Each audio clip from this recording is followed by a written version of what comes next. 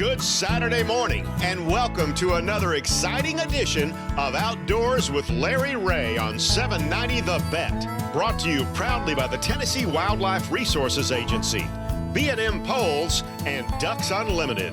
Now, here's your host, Larry Ray.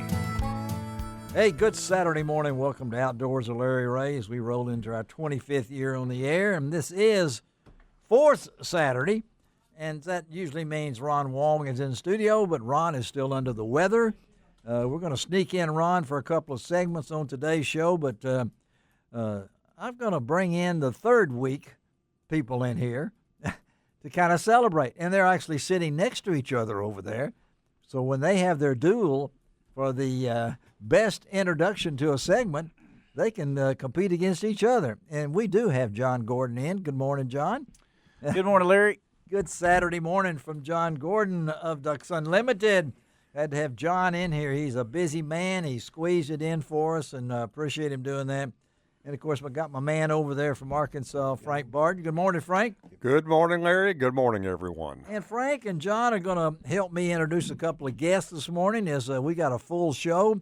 And if you were thinking we were going to have a Red Crest preview on this week's show, well, since Ron is sick, we are going to have two of our favorite Major League Fishing anglers on today's show. Just kind of give us a preview of next weekend's big tournament down at Lake Guntersville, and that's our good friend Ott Defoe from over in East Tennessee, and, of course, the man from God's country over there, of course, Mark Davis out of Mount Ida, Arkansas.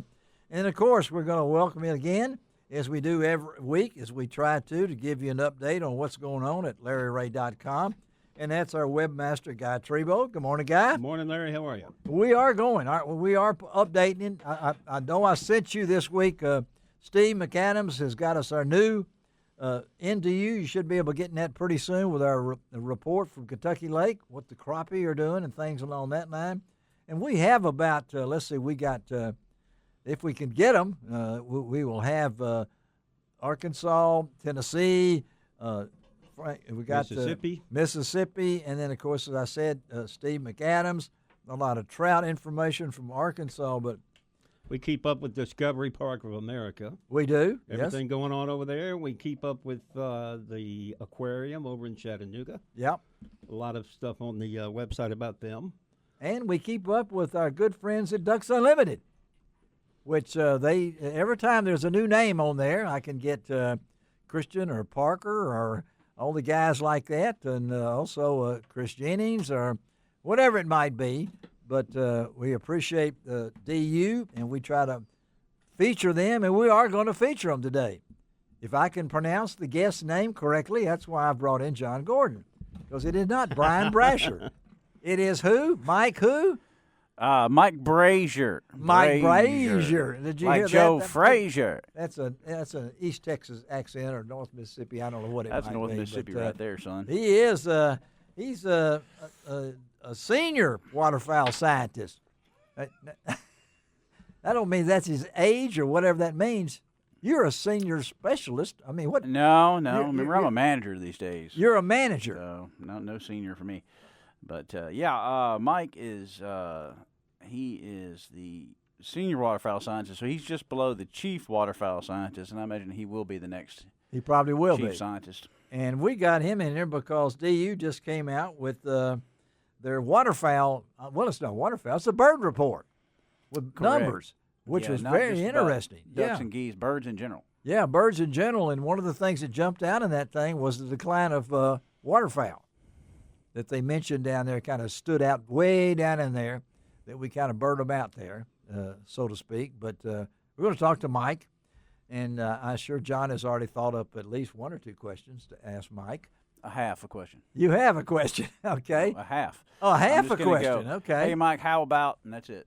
Okay, that's about it. You can handle that. And then, of course, Frank, we got a guest today, Frank from the Sultana Museum over in Marion. We've had him on before. He said we might be doing overkill. I don't know about that, but who we got to talk to this morning? We have Jeff Kollath, who is the executive director for the museum, coming back and give us an update on the construction of the new museum. And it is rolling, right, Frank? I mean, you're part of the team. They're moving along quite along. They got a lot of. It's not completely dry yet, but they're putting a lot of glass up right now, and as we refer to it, we got real paint going on the inside as opposed to primer paint.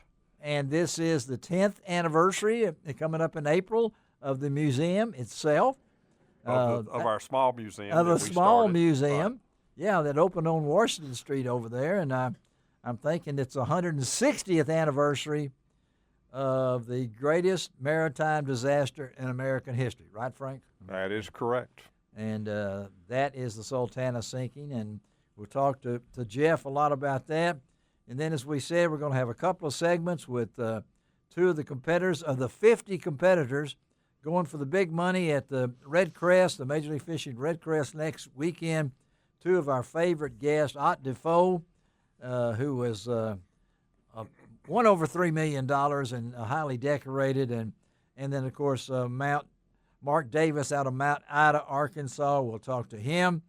And I'm really interested, and Frank, I know you've been on the road with your retrievers and working the dogs and everything like that. And we learned earlier, back at the National Championship at Ames Plantation, that there's been an agreement signed with Tall Timber out of Thomasville, Georgia, Jacksonville, Florida, that area down there, to eventually make it so there are no pen-raised quail at Ames Plantation. And that's what this group has done, and that's what it's done successfully. So we're going to talk to Matt Backus. He is the director of Ames Ag Research and Education Center at Ames Plantation. We'll talk to him. But, guys, I know you've been busy over there, John. Tell us what's going on with you, because what can we go on to DU Nation or whatever it might be? Man, got DU Nation segments coming out pretty much every week at Yes. this point, Larry. I mean, I think we had 25 or 26 filmings over the fall. I mean, I spent the entire month of on the road, of November in the road. Yeah. Traveled over 12,000 miles total. Did you really? Drove, Yeah.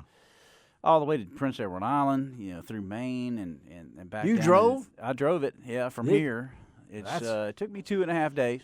Yeah, okay. To drive up to Prince Edward Island from Yeah. here. So, but I got to see some incredible country Yeah. going along that I had never seen before. Did you take Buster? Buster was with me the whole time. Okay, you and Buster drove every this, mile. I mean, he didn't drive, but I mean, I wish he could have. I wish he a lot of could times. have. Yeah, I would have turned it over. But he was with me every step of the way. We had some incredible hunts in places like Idaho, Utah, northern Arizona, Texas.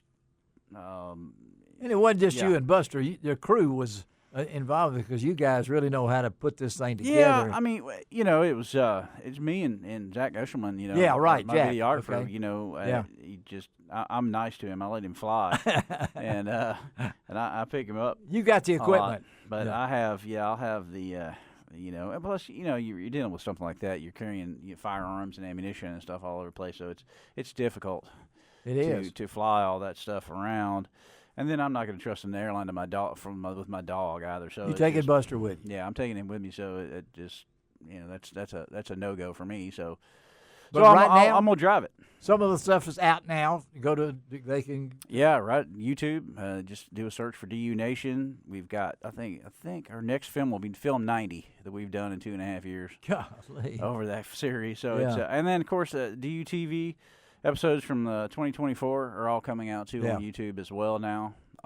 We've got, I think, about half the season up, and then the new season of DU TV will start last week of June. It will coming up on the Sportsman Channel. Yeah, going to be outstanding. We got some incredible shows. We got 3 episodes coming from Coal Bay, Alaska. I mean, the content. So now, how long have you been at DU now? Let's see. It's 6.5 years. Wow, it may seem like 2 weeks sometimes. Well. Yeah, and it seems like 20 years. Yesterday, after I'd spent 11 years at Avery. Yes, right? yeah. And so, John's the only one he knows when I come in with my bag over here. How old my bag is, because it has a certain Avery camo pattern. Yeah, I think you got the old Max 4 bag. I got the Max 4.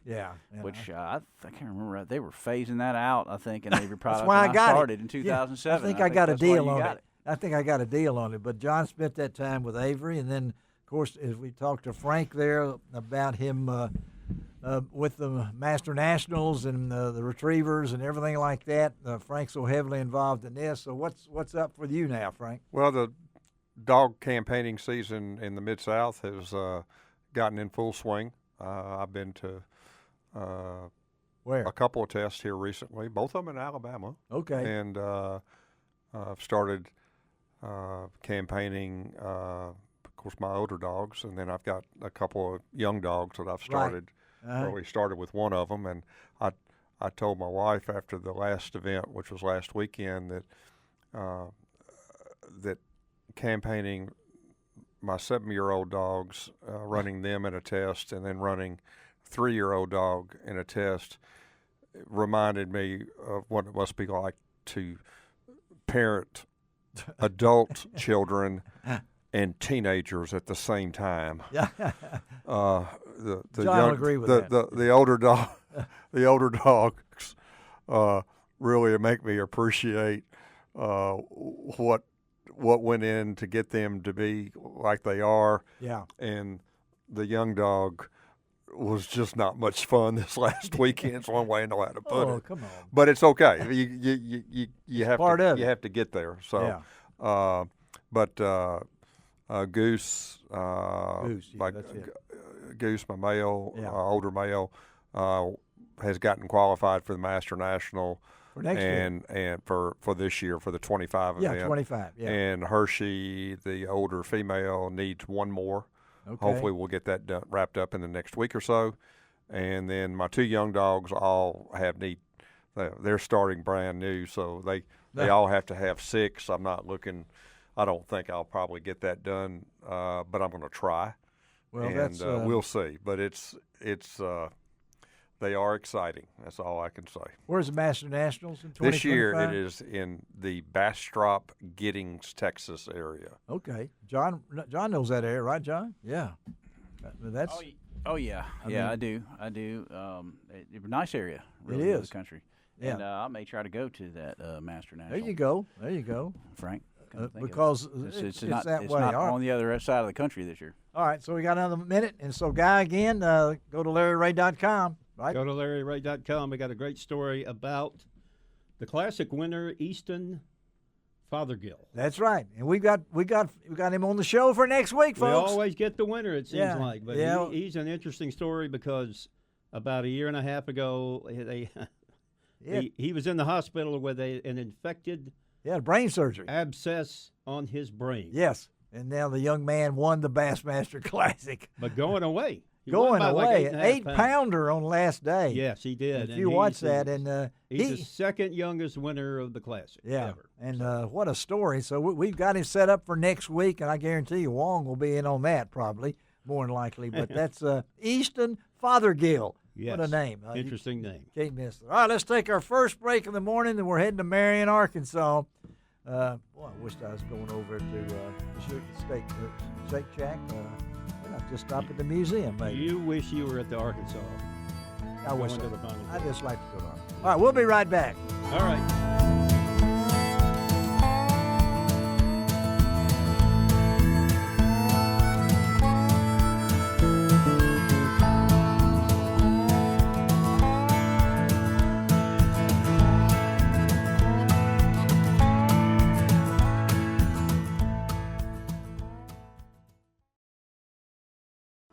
Welcome back to Outdoors with Larry Ray, brought to you by the Tennessee Wildlife Resources Agency, B&M Poles, and Ducks Unlimited.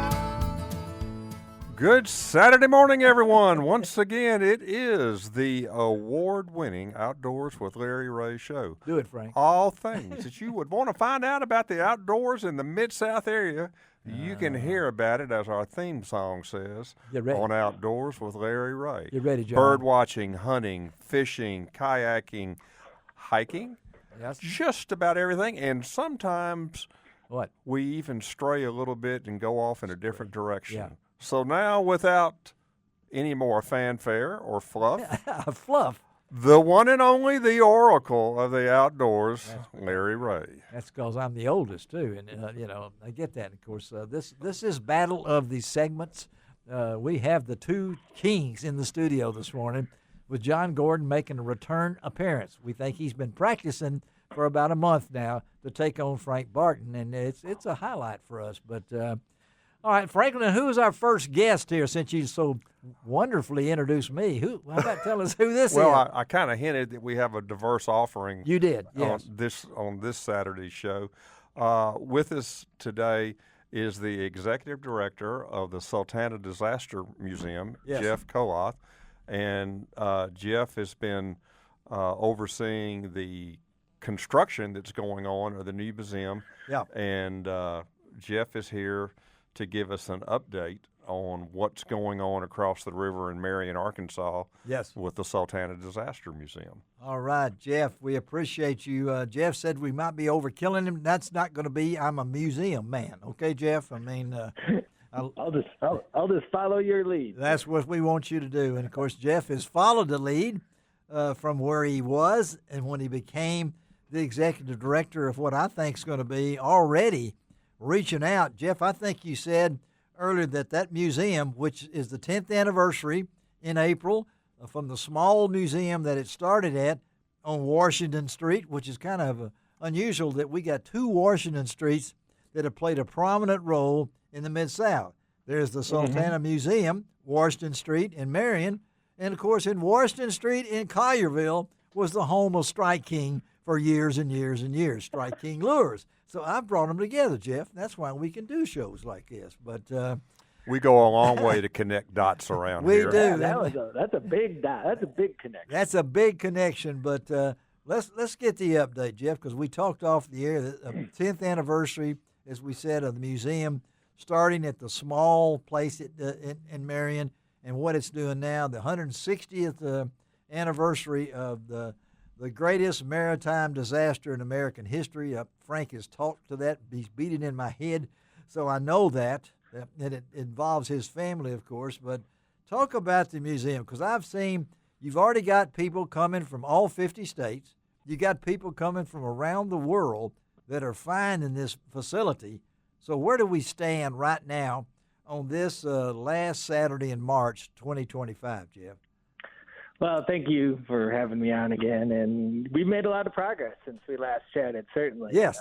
If you drive by in Marion or look at some of the photos on our social media, yeah, you'll see windows on the front of the building and a whole bunch of stuff going on inside. So HVAC being hung and a lot of painting happening. So it's all coming together. And, my side of it, at least at the moment, is, working with the architect to figure out permitting with RDOT and setting up your electrical accounts. You can get the electricity account, so you can get your transformer put in by Energy. So, there's all those little things, but getting closer to starting the fun stuff, which is researching and writing and putting together the exhibits and getting finished up on the design for those. So really excited to get that part started, and we'll be ready to go. We got about 13 months.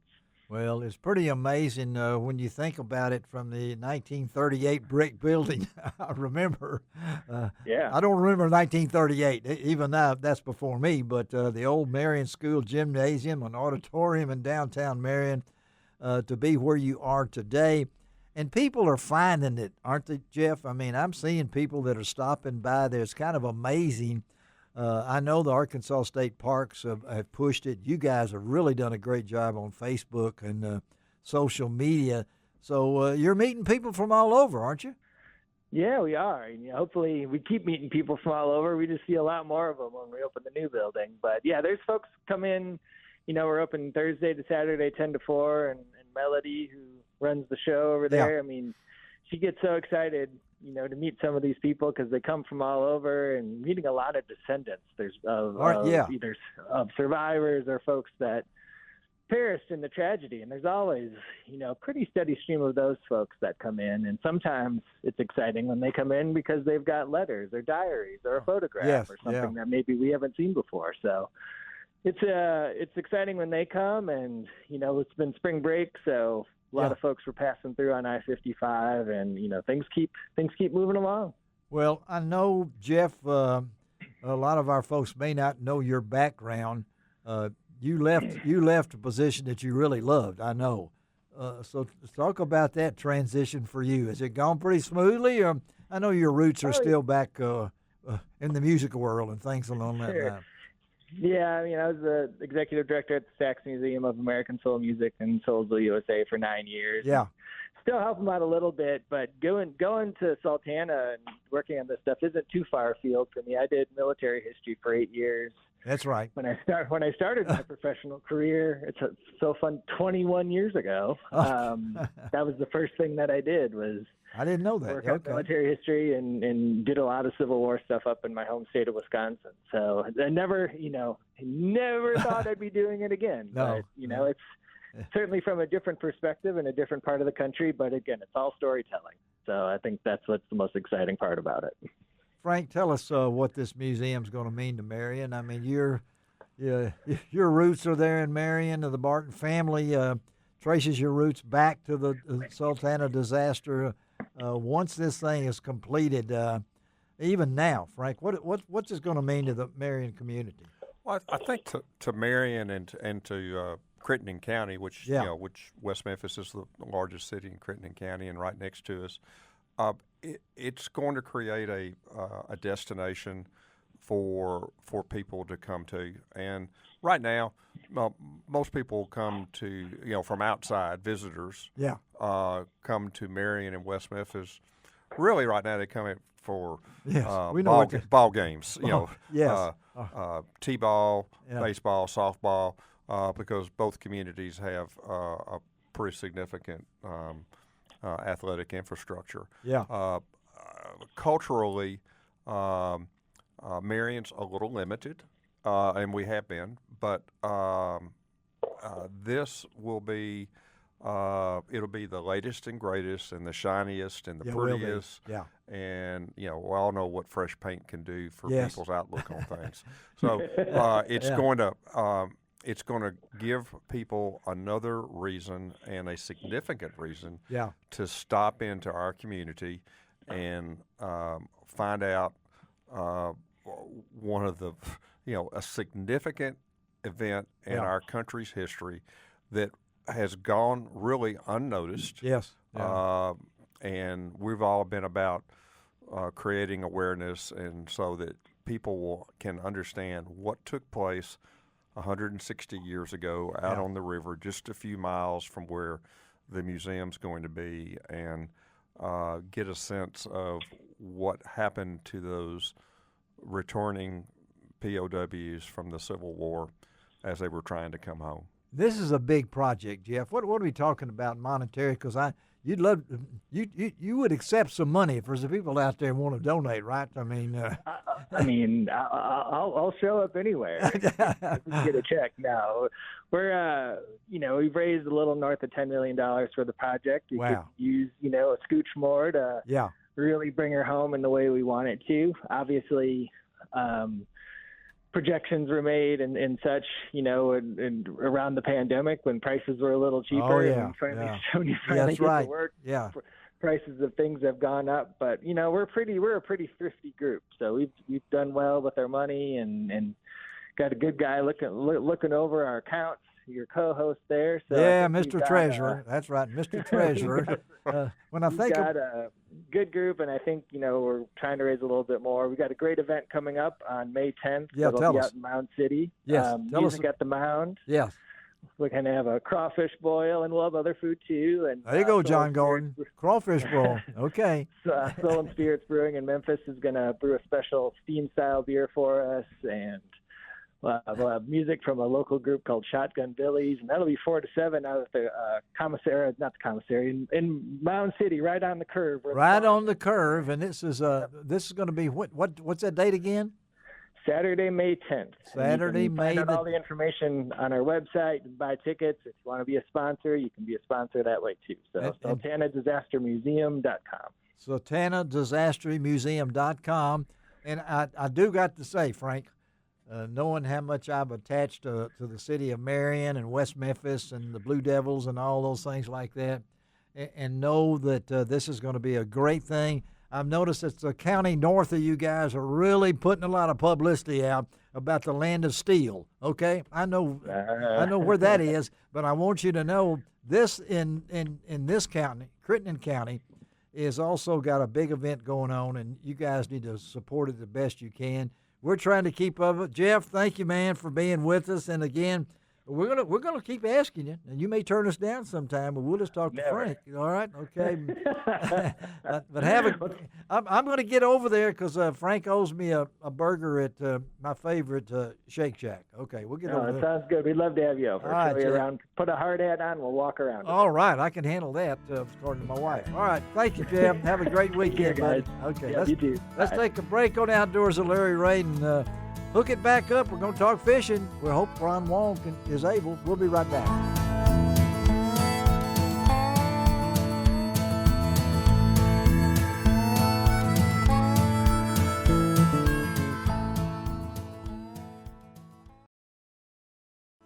Welcome back to Outdoors with Larry Ray, brought to you by the Tennessee Wildlife Resources Agency, B&M Poles, and Ducks Unlimited. Hey, good Saturday morning. Welcome back to Outdoors with Larry Ray as we roll into our 25th year on the air, and we got a full house guest here with John Gordon of DU, Frank Barton over there, and Guy Trebo, our webmaster from LarryRay.com, and this is going to be, we had plans for a big show and a lot of people, and I said, man, I can't do this without Ron Wong. And Ron has been under the weather. He hadn't been under the weather. He's been way under the weather. I mean, he's been in the cellar.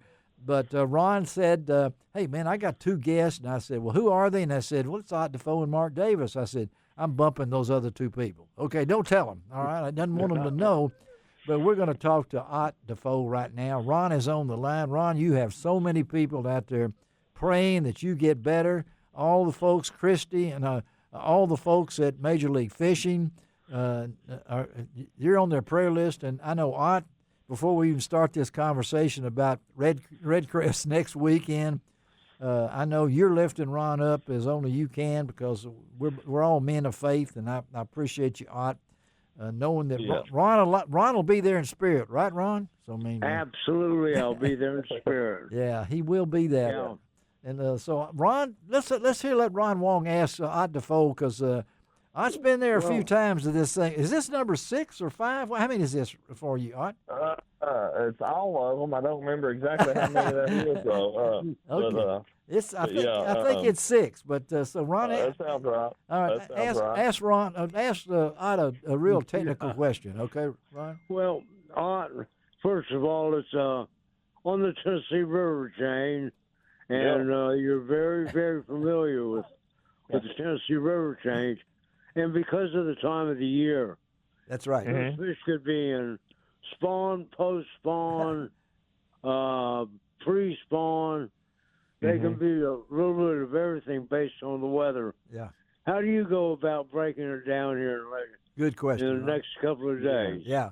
Yes, absolutely, yeah, and it is, it's that time of year, and it's early enough though, Ron, that I think that thank you, that we truly shouldn't be dealing with any post-spawn fish. Yeah. I don't foresee that being a factor, but some fish still being pre-spawn, is certainly going to be the case, and I do think that we're hitting Guntersville at about the time of the year when probably the biggest wave of fish typically do spawn. I truly do believe that. And the weather we've got's lining up good for us. Pretty stable. It's been pretty warm. Not a whole lot of current running through the Tennessee River system right now to kind of mess things up. So I'm thinking, in my mind, I'm expecting to be a pretty heavy spawn tournament. Yeah. And again, we're talking to Ott Defoe out of Blaine, Tennessee, about 3.5 hours from Guntersville, which I know that suits you, Ott, and I know your supporters, folks. If you don't keep up with Ott and his wife Jenny and all the kids, I feel like they're part of my family, because you put family first, and this thing, when you get right down to the top 50, Red Crest, Major League Fishing, the top 50. We know what's at stake in this. You've been there. You've done it, and things along that line. So I know you're still a pup according to me and Ron, of course. But how do you use that experience to your advantage in something like this? Yeah, that is a good thing with it, Larry. That's if I look back just at championships and stuff, I fished 4 Forestwood Cups, I fished 8 Classics, yes. and then Yep. this be the 6th or so. Yeah. I believe it is 6 Red Crest.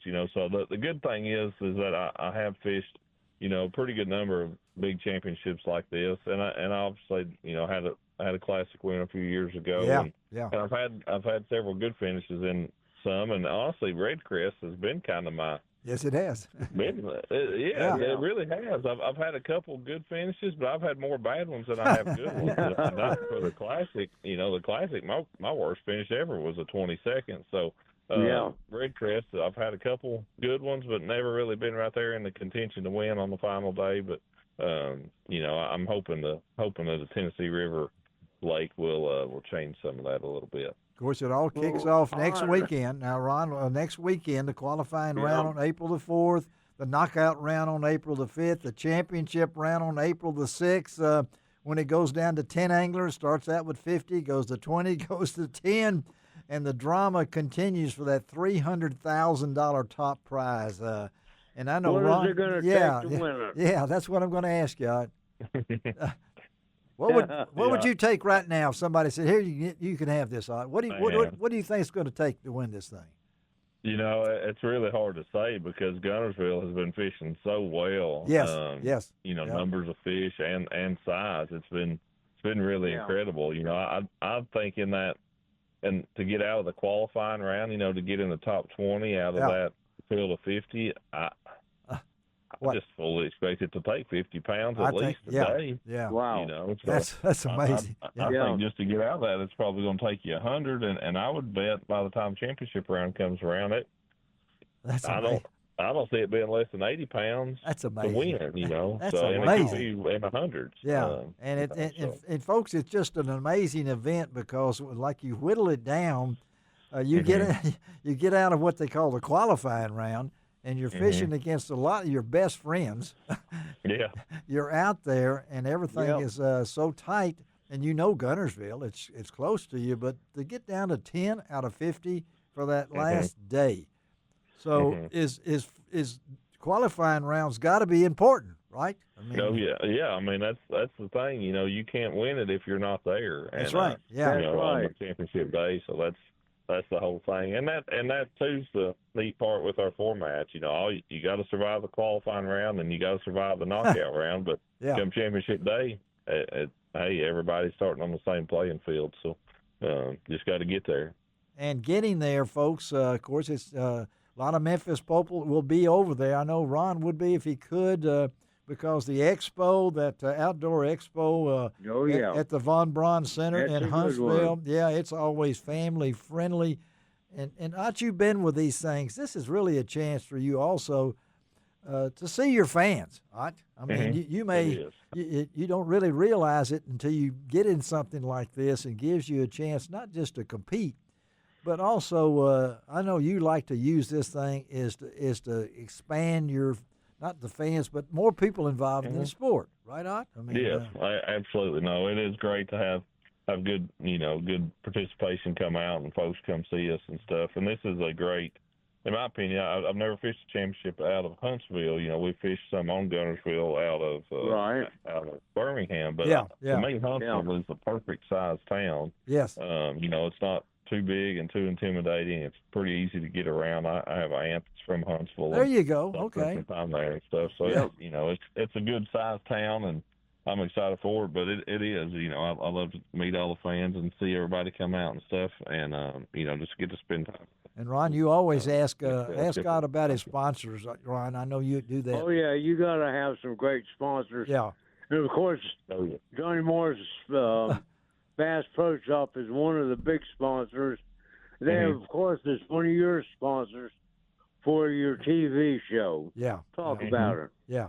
Oh, yes. Yeah, Bass Pro is somebody I've been with a long time. And, we're doing a lot of their brands from the boat, rod and reel, lines, and soft baits, and a lot of different stuff. And they are. They're a great company to work with and to work for the way that we do. And one of the big things that I'm really excited about that Bass Pro's been doing lately, I've been promoting their soft baits for a number of years now, and they've always had great stuff, but they have really gotten bass specific and new stuff. I mean, staying out on the cutting edge of new baits and coming out with new shapes and things that really fit what tournament anglers need right now. So it's a great, they've really been working hard at that, of being being that kind of stuff that tournament guys want. But no, they are a great company to work with and work for, and certainly trying to, they're doing a very good job of staying up with the times and making sure that they're having everything we need to compete as professionals. Again, we're talking to our good friend Ott Defoe, Major League Fishing, about the Red Crest next weekend at Guntersville in Alabama, based out of Huntsville, Alabama. Not a long drive for Ott to be there, and I'm sure the family will be there. I mean, that's Abby, Parker, and Lizzie. I mean, that's your traveling fan base, isn't it, Ott? I mean, well, it is, but they've all kind of gotten so busy on with it. They've got their own stuff. Jenny's going to come down, but Lizzie's got some travel volleyball tournaments. That's and stuff, right. So, yeah. They've found cooler things to do with all that around. Well, I know that we got a couple of minutes, and social media is important to you, Ott, because it not only lets people really get to know you and your family and Jeannie and all like that, but share your faith, which I am that. So your fans out there, this is a chance for them in an area that a lot of fans can come to.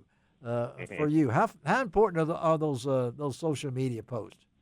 It truly is. I mean, there's a couple things you can look at with it. For one, it's that opportunity for us to be able to connect with our fans and just them stay in touch with us. But the thing that we do try to do with it is to share our faith and use that platform to be able to share with other people and let them know that we're Christians and that that we want to share Jesus with anybody we can, any way we can. But then another part of it is just reaching people and for our sponsors. I mean, those supports is such an important way to stay connected. Again, but a big thing that we try to do with that is to never try to just sell you something. I don't want to just show you something that is the greatest, best thing, and you need to go buy it. I want to show it to you in use and action, and then you can decide if it's something you want to get for yourself. But show you the good part of it, and that's what we try to do with social media. We try not to feed into the clickbait and the rage bait, as my kids call it. That's right. Yeah. Well, we got 1 minute here. Ron, we appreciate you joining in those. Ron's going to join us on a later segment with my man from Mount Ida. Okay, Mount Ida and Blaine. Mount Ida and Blaine, Tennessee. Now, you can't get more metropolitan than that. No. Right? Okay, yeah, those big cities right there. Buddy, have a great... I will tell you, tell him. On behalf of Outdoors with Larry Ray, we want to wish you tight lines and a great tournament. Bring it home. All right, buddy. Okay, Ott. Thank you, Ron. I appreciate it. I hope we'll be praying for you to get completely healed up. See you soon. All right, thank you, buddy. All right, Ron, we'll get back with you in a little while. Okay, buddy? Take a break. All right. Let's take a break on Outdoors with Larry Ray and come right back.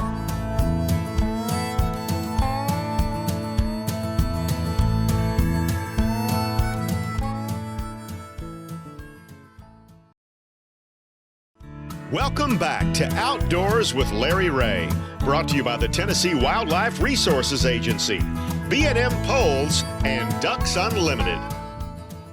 Good Saturday morning, Larry Ray listeners. Do you like birds? Do you love birds? Are birds even real? Find out next on Outdoors with Larry Ray. And here he is, the man, the myth, the legend of the Outdoors Hall of Famer, Larry Ray. Oh, can we get a round of applause from that? Yeah. Now, I'm sure. That is.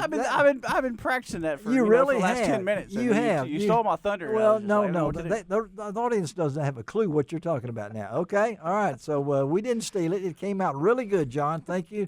We have that now on tape now, right? We can use that every segment when John's not even here. Now, our next guest is probably stunned. He may be gone by now. I don't know. if he stuck around long enough for this, but I wanted John. I kind of threw him for a loop, folks. It's an inside joke, but we won't talk about it anymore because we do have a guest on with us right now. We just got from our good friends at Ducks Unlimited. Of course, is one of our sponsors of Outdoors with Larry Ray. The U.S. bird populations continue alarming decline. New report finds. And you move way down inside this press release, we get this paragraph. According to the report, bird populations in almost every habitat are declining, most notably duck populations, which have been a bright spot in past State of the Birds reports, have trended downward in recent years. So when I read that press release, and John Gordon is in the studio on this Saturday morning, I said, man, I need to talk to somebody at DU.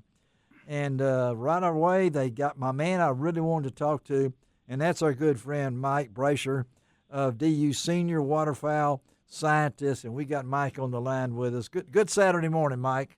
Good morning, Larry. It's great to be with you. And I had not heard that side of John Gordon ever before, so it was good to I know you hadn't, have you, Mike? Well, I just want you to know that National Headquarters now has that in their archives. It will be sent to all of his former superiors. You know, it's another sign of him. But anyway, we appreciate it, John. Yep, for sure. And so let's talk about this. And John, we can be all serious now, but we do have a lot of fun on this show because that's why it's been going for 25 years. And when I get John and Frank Barton together, it kind of adds to it. But let's talk about this report that came out of Ithaca, New York, the U.S., the 25th, 2025 U.S. State of the Birds report. Mike, when you read this and you saw all the things, the report comes 5 years after the landmark 2019 study that documented the loss of 3 billion birds in North America over 50 years. And, of course, we're talking about waterfowl, but overall populations. When you saw this and you read it, Mike, what clicks off in your mind? Well, I kind of knew this was coming, Larry, because Ducks Unlimited played a role in helping pull the information together and write this report. Yes. I helped out with some of this along with some of our other folks. And so this is it's a snapshot. This report is produced every 2 to 3 years. Yeah. And it provides a snapshot of the status and health of bird populations here in the U.S. And so one of the key messages that we wanted to try to convey with this report, all based on the best kind of data and survey information that we have for these bird populations all across the U.S., was the reality that two things. What? Waterfowl populations continue to be a success story, a conservation success story when you look across the broader bird conservation space. But here in recent years, and a lot of duck hunters will probably say, yeah, I could see this in front of my own blind, duck numbers have been declining here over the past 7 or so years for a couple of reasons. Most of that decline that we've seen here recently is attributable to widespread persistent drought on the prairies of the U.S. and Canada, which is the breadbasket, the duck factory for ducks here in North America.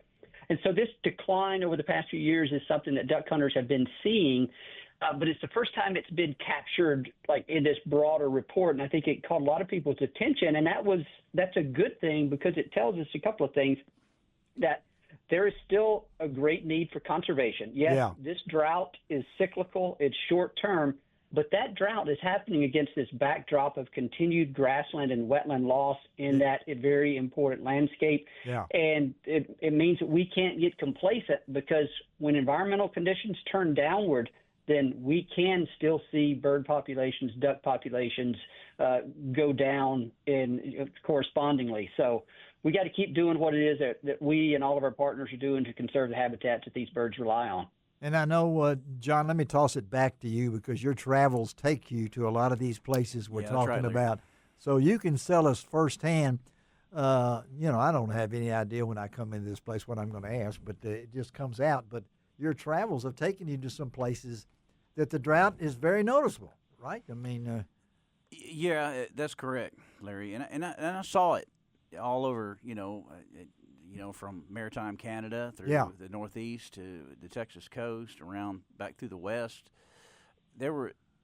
there were definitely pockets of really good duck numbers, and goose numbers, but as a whole, they just weren't as widespread as they have been in the past, right? Especially, actually down in Texas too. You know, they were wet during the summer, then they got really dry during the fall, and so you saw a real loss of habitat down there that concentrated birds into the folks that had spent a small fortune pumping water from wells that they pumped the entire season pretty much, just trying to keep enough water on the landscape. And if it hadn't been for those folks, I'm not sure where those ducks would have gone. I guess they would have gone all the way, where they could have in Mexico or into South America. Yeah, because it was so dry. So the drought part of it is such a huge reason that the populations go up and down. And in the prairie pothole region, it's been dry. And Mike, when you hear this and it, that's what makes what you guys do at DU so important, right, Mike? I mean, you guys stay on top of it. You give these reports like this, not to alarm everybody, but at the same time make people aware of what's going on. No, that's right, Larry. And I was telling somebody else a few months ago. I was talking about this report, and the group that does it is. This is a very rewarding group to be part of because it does two things. It takes advantage of all the different data, the scientific information that's out there about bird populations and bird habitats. It allows us to estimate the size of those bird populations, the trends in those bird populations, and increasingly we have the opportunity to get finer scale information that allows us to identify certain parts of the landscape where birds are increasing, where they're decreasing, and it's not, you can't identify and develop conservation solutions unless you know those things about what is the status of bird populations, what is their trend, and what are the different parts of the landscape where those things are happening. Then you can diagnose the problem. But the point is that data and the programs that collect that data are super, super important. Otherwise, we do not have this national, international perspective of what's going on with the birds. And without that, we can't really help them in a very strategic and thoughtful way. And we're talking about such an important part of the American economy. I was blown away when I saw this 2022 survey of fishing, hunting, and wildlife findings, the Association of Recreation, watching, not just bird watching or waterfowl hunting or whatever, $279 billion. That's right. And 100 million Americans engaged in birding activities. Now, I'm in a room right now. I can look across there and I see Frank and I see John, and I know how much waterfowl is to those two guys right there. And I know to just anybody that wants to go out and watch birds, this show, we're all for them, whatever it might be, but we're also in the heart of the Mississippi Flyway, and so we look at numbers. And and we see this, and I read these reports and things along that line, and I see the comments from the Ornithological Society, whatever it might be. But this was an important finding to me. I don't know, it just opened up my eyes, and I'm sure when you guys got this out, what's been the reaction? Well, I think it has, the decline in the duck populations was an eye catcher for a lot of people. But then also like you said, this expenditure, the numbers associated with this here in the back of the report, I think a lot of people don't realize that the number of people that are just involved in bird watching, the economic contributions that plays, provides, and that doesn't even account for the hunting. That same report, that 2022 report, documents an additional $45 billion of expenditures from hunting. It breaks that down into migratory birds and where that income comes from. So, this is more than just the birds. This is about the economies. This is about the wild places and wild things that we get so much enjoyment out of, and so there's tremendous economic valuation associated with that. Well, you can look at this and say, well, why on the 29th day of March we're talking about ducks? I mean, it's such an important part of our heritage here, where we all live and love to live. But to see these things, Frank, you're a duck hunter. I know how much it imports. I mean, that's what got you into working dogs. So this is an important report for you, right? Just as a duck hunter. I read every bit of it. Yes. And it's you talked about, here we are talking March about ducks, but those of us that are duck hunters, we talk about it. We just live it year round. Yes, yeah. And I know that's why we talk about it on Outdoors with Larry Ray. Mike, I appreciate you. We're out of time here and everything. Thank you for stepping up. I figured you were a part of this, and then I had John in the studio, and I said, let's just do something on this. But thank you, Mike, for being part of today's show, buddy, and stay in touch. This is the kind of stuff we want to keep up with at Outdoors with Larry Ray. Okay, Mike? All right? Absolutely. Thank you, Larry. Thanks for shining a light on this very important report. All right, buddy. Have a great weekend, okay? Yep. All You too. Let's take a break Bye-bye. on Outdoors with Larry Ray. We got to go back to Ron. Let's wake him up. We'll be right back with Ron Wong, wherever he might be.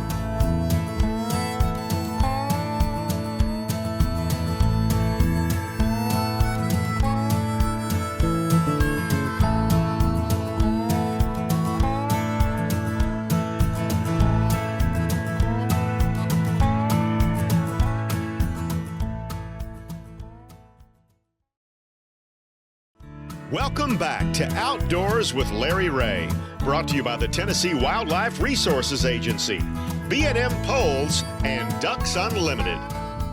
Hey, good Saturday morning. Welcome back to Outdoors with Larry Ray. And yes, you can hear him. He's breathing in the background. He's got his Gatorade, and he's going to make it through this segment, I know, and that's our man Ron Wong, my brother by mother, because he would normally be in this part, and we would be spearheading this whole show with as our preview of the Red Crest coming up next weekend on Guntersville Lake, based out of Huntsville. We talked earlier with our good friend Ott Defoe, and who Ron set up that interview, and Ron has set up this next one with one of our all-time favorite people, not only because he's from God's country in Mount Ida, Arkansas, but because he has done so much for the sport of professional bass fishing. And that's our good friend Mark Davis. Good morning, Mark. Good morning, Larry. Good to be with you again. All right, good to have you. And Ron, I know that when you set up two guests, you couldn't have set up two better people that we know on Outdoors with Larry Ray in our 25 years on the air, including this man next is Mark Davis. And Ron, when you think about Mark, consistency, all he's done for the sport. Ask him a technical question, Ron. Okay, I'm not good at that. Okay. Well, first of all, Mark is a man of faith who has carried his faith throughout his whole career. Yeah. And shown people what you can do by just putting your head down, working hard. He's that. And being right to people. Yeah. But Mark, you've been around the block a lot. Oh, around the block, yeah. And Lake Guntersville, Tennessee River chain. Yeah. It sets up to be probably a post-spawn, probably a pre-spawn, spawn, and maybe some post-spawn. How does that work out for you as you go into practice? Good question. This weekend? Yeah, Mark. Well, you never know until you get out there and start fishing, which we're going to start. But, right. I expect it to be just right in the middle of the spawn. I really do. Yeah. Fish are going all over the beds. Obviously, some of them may be getting through, but I think most of them are going to be spawning and waiting to go. It should be a really special week over there. The weather looks good, stable. We've got some rain coming, but that's actually good. We'll have some cloudy conditions and some storms and all that, so fish will be shallow. I personally, I'm going to be able to fish traditionally without having to use, forward-facing sonar. There you go. Yeah. Right. I'm sure it's going to play a big role in the tournament as the week goes on. But the closer they are to the actual spawn, I think the less important that forward facing is going to be. So I'm hoping to just go fishing. Fishing. Yeah. Fish with a sink on the Carolina rig and maybe wind something around too a little bit and catch them.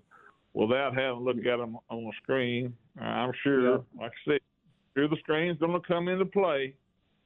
Well, now, Mark, talking about forward-facing sonar, what's the format for this tournament?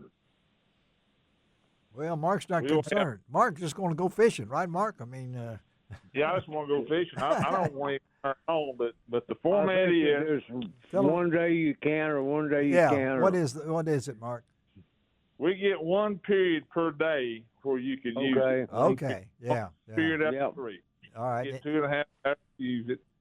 Most guys that will use it will turn it on during that first period when the fish are active in the morning, and then after that you'll have to turn it off. Me personally, I would just like to not ever turn it on. Don't turn it on. Okay. Yeah. Don't, and go fishing. Yeah. I mean, that's what you want to do. Yeah. Yeah, just go fishing, and that's what I'm hoping for. But we'll see how it goes.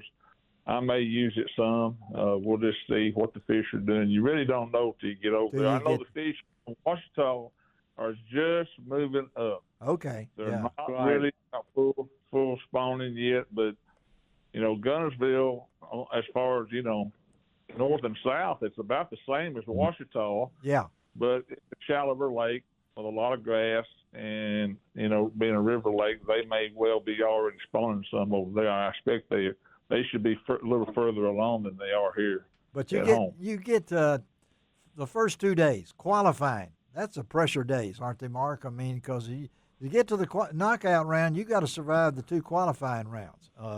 You got to get through those qualifying rounds and make that knockout round, and have a good day. Then once you get into the championship, everyone starts back at 0. Yeah, 10 anglers. 10 anglers.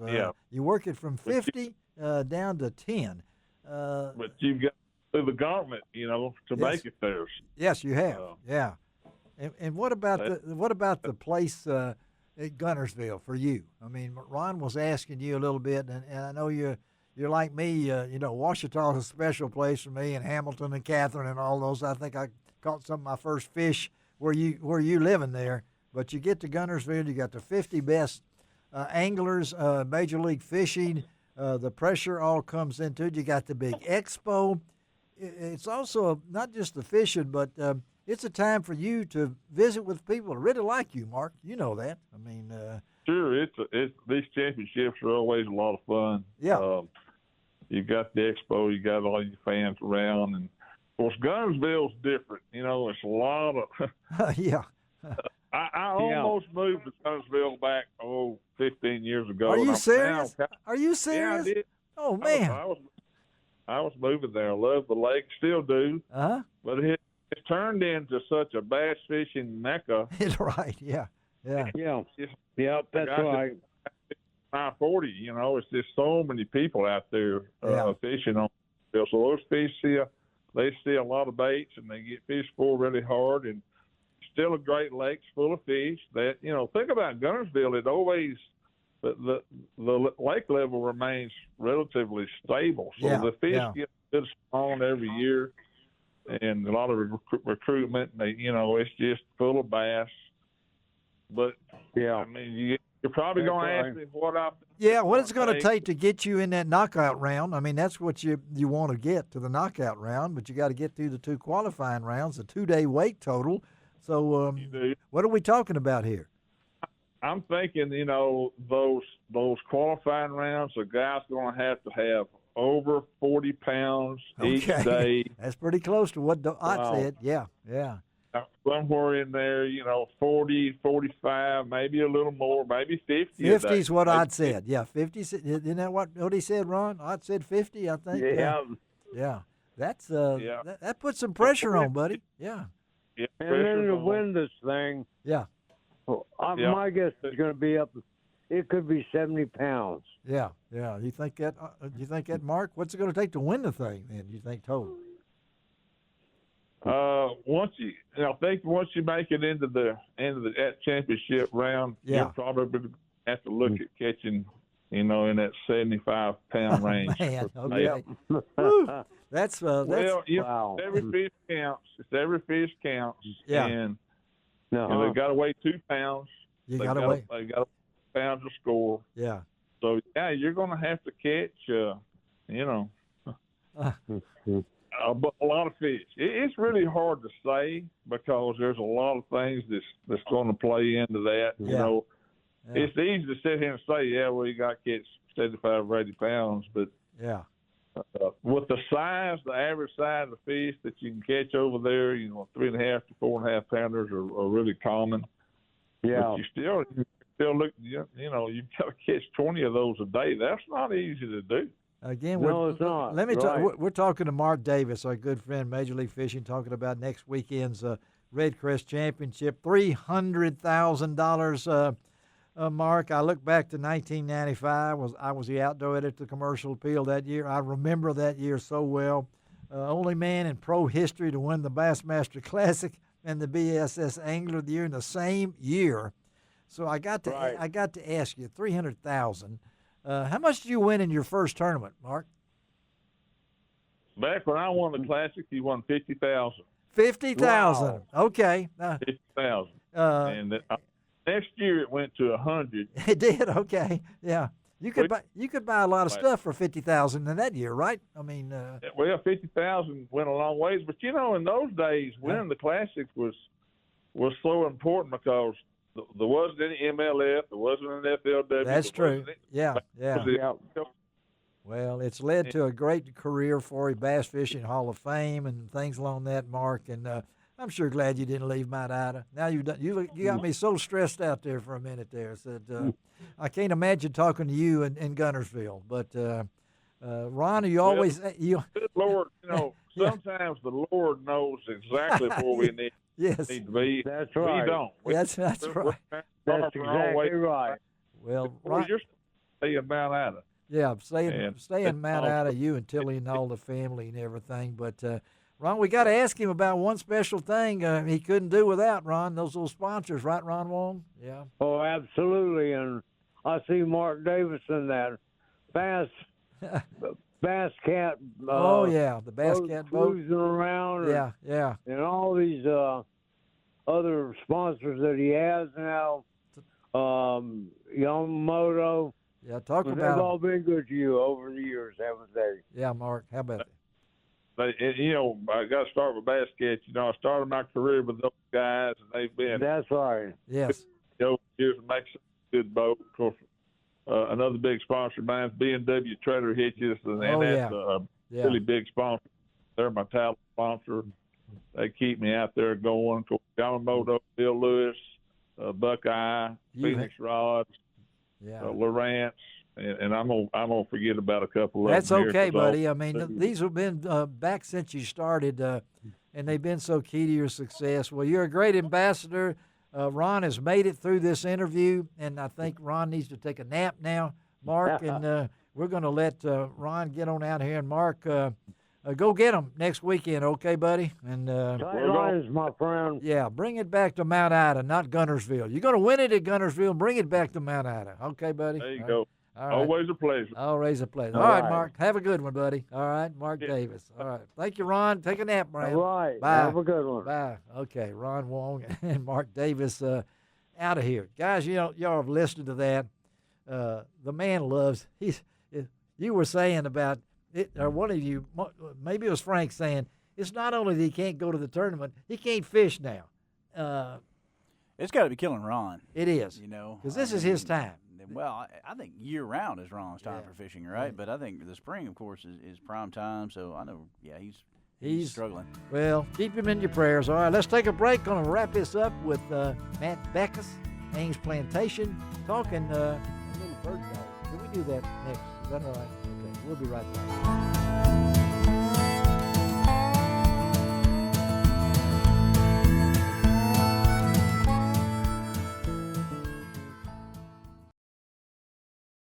Welcome back to Outdoors with Larry Ray, brought to you by the Tennessee Wildlife Resources Agency, B&M Poles, and Ducks Unlimited. Well, good Saturday morning. I wish y'all could be in studio here. Just kind of on your screen from right to left, as they say when they broadcast a basketball game. On my left is Guy Trebo. On that is, there he is, raising his hand. We need to get a podcast. Then Frank Barton, all leaned back in his chair. John Gordon is all sitting up there straight. We got him a real chair. And, of course, Shelby McCall is our show producer, taking everything and spinning around in front of me, trying to get me dizzy. Okay, but let's close out today's show with a young man that we've got to know in the last year or so, because he's been very busy in his job as the director of Ames Ag Research and Education Center at Ames Plantation, and that is Matt Backus. And we've had Matt on to wrap up the National Bird Dog Championship, the 126th annual, back in February, and went forever with 55 dogs. Well, there's another story we need to bring you up to date that's going on at Ames, and that has to do with an organization called Tall Timber. So let's get Matt in with us on this Saturday morning and kind of talk about this, what's going on at Ames. Good Saturday, Matt. Good morning, Larry. How are you? I'm doing great. Let's talk about this, because everybody thinks once the bird dogs are over, you guys just go back sitting on tractors. Oh, sure. There's a lot more that goes on, and particularly this year with your new partnership with Tall Timbers. So talk about what is Tall Timbers? Tall Timbers is an outfit out of Tallahassee, Florida. They're predominantly focused in the Red Hills region, North Florida and South Georgia. That's where the quail reign supreme. Thomasville and all that area, right? Frank Thomasville, Boston, yes, sir. Yeah. They actually did write the quail management handbook, kind of what we're using as a baseline. But okay, they have some members of their board of directors who follow field trials, because just because you're hunting them, you're actually going to use the same genetics as what we're running in these field trials. So they have a keen interest in seeing the success of Ames and the national championship. And they kind of got together and said, hey, if we're going to run this national championship, we ought to do it on wild birds. Ah, okay. I've heard that before. Yeah, currently at Ames, we do a pre-release program in the fall. We put out pen-raised birds, and they kind of carry us through the season because we don't have a wild bird population to sustain a field trial. Yeah. And, the most important thing about having a bird dog field trial is actually having birds for the dogs to point. That's for sure, yeah.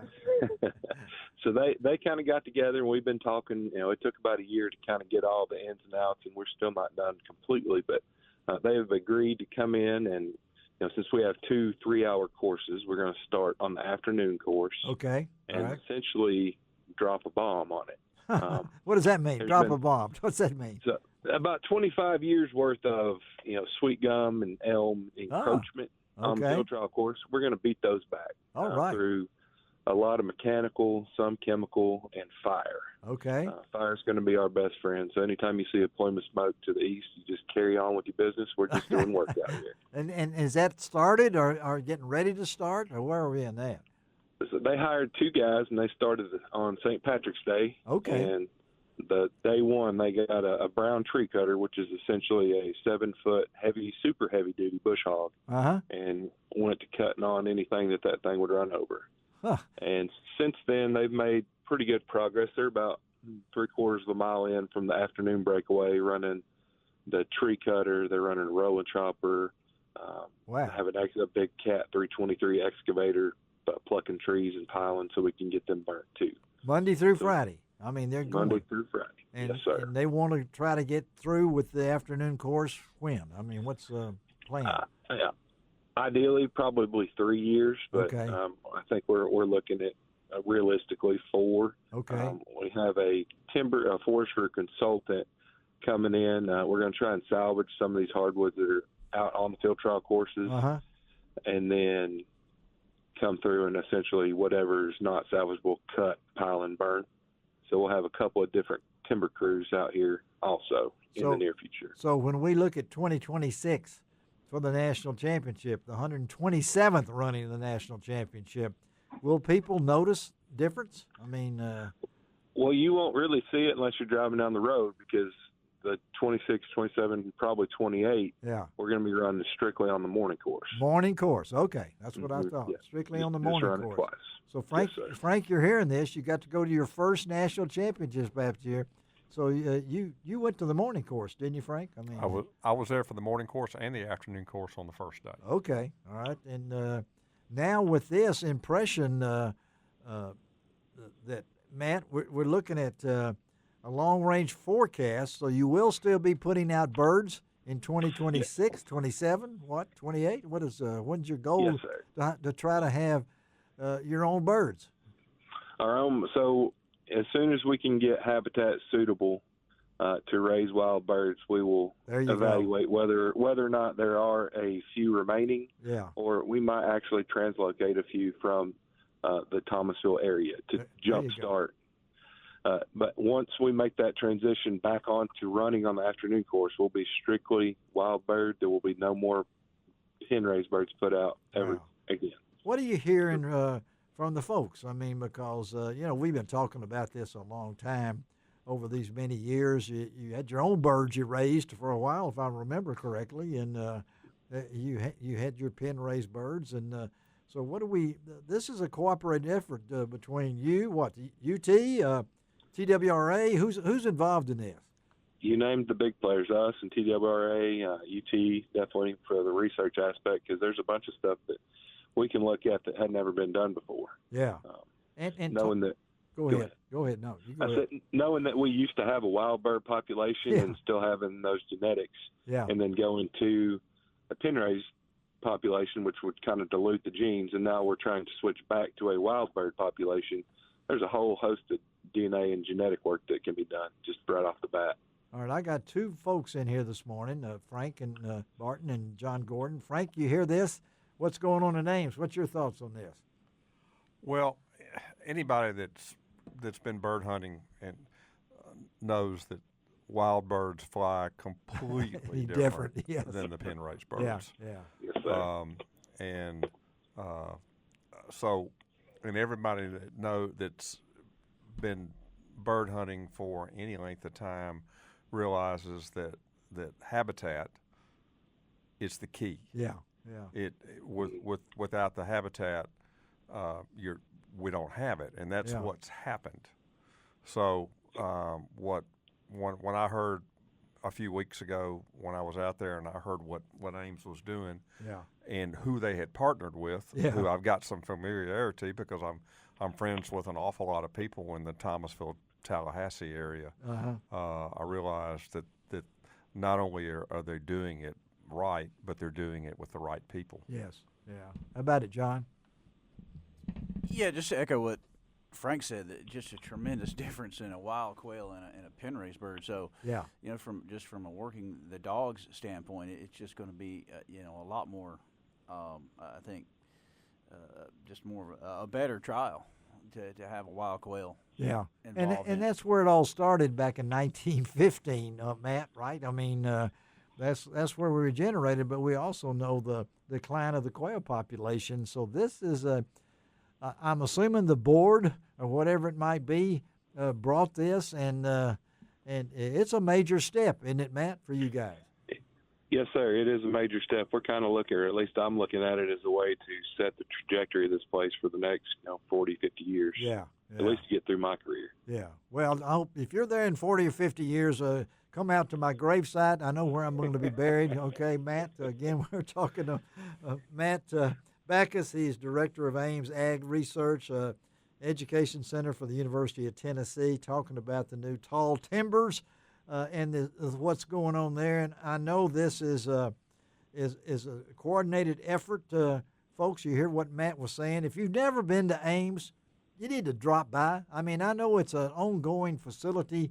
It's one of the cherished places, right, Frank? You had a chance to see it. It's stepping back in time. Well, I've read about Ames Plantation and everything that's going on from Henry Reynolds. At the Commercial Appeal, and then you at the Commercial Appeal. It's a special place, and it was a special place for me, and I'd never been there. And then when I got to go there and was fortunate to be there with some knowledgeable people, it made all the difference in the world. Yeah, you had the wagon man himself with Mr. Ken Blackman and Terry Tulip. I was out there, and I didn't have that the first time I went in 1988. They put me in the Jeep with Gus. I don't know what happened to the Jeep, and I don't know what happened to Gus, but I followed all of the action in the Jeep out there, which they probably restored Jamie Evans, it's probably in one of those cabins. But, Matt, thank you, buddy, for joining us. You've answered a lot of questions. What's that website they need to go to? You can go to amesplantation.org. O-R-G. That's it. Matt Backus, thank you, buddy. Keep in touch and let us know what's going on, buddy. We're here to serve. All right, man?